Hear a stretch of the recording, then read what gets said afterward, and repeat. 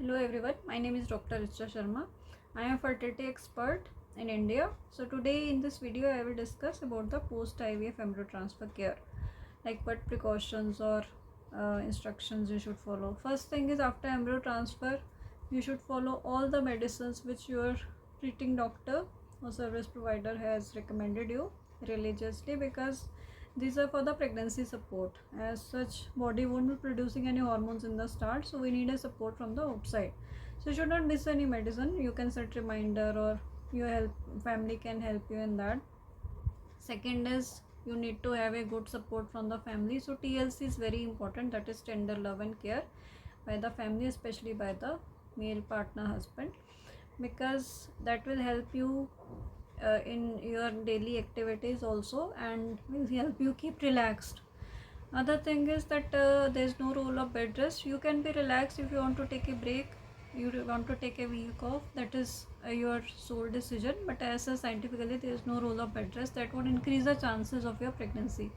But definitely, as it's a financially, emotionally, physically draining procedure, so generally couples prefer to take a break so that they can be relaxed and they can have mindful thinking, eating, because it has a very important impact on the outcome, because everything starts and ends in mind. Scientifically, technically, what are the limitations is one important thing, but our mind, our thinking is also very important. So we have to be stress free and be positive, be hopeful, but not in hype also because we have to be realistic at the same time.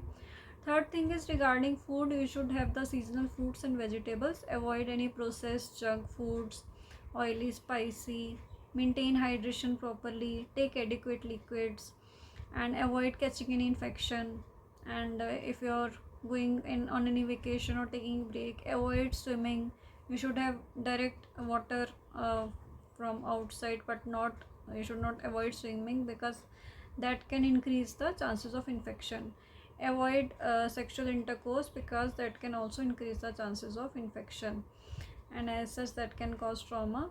And other thing is, regarding your routine work, if you are working professional, because obviously you cannot leave your job and focus on this also, you need finances also. And as scientifically, there is no role that just leaving everything and taking the bed rest will improve the chances, as already I had mentioned.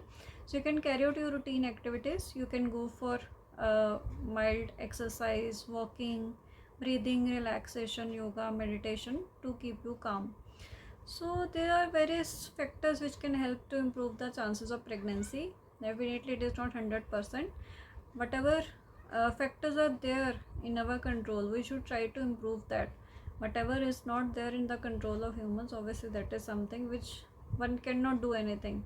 But it is better to be uh, uh, give your best possible try, follow the instructions religiously, so that we can have the best possible outcome.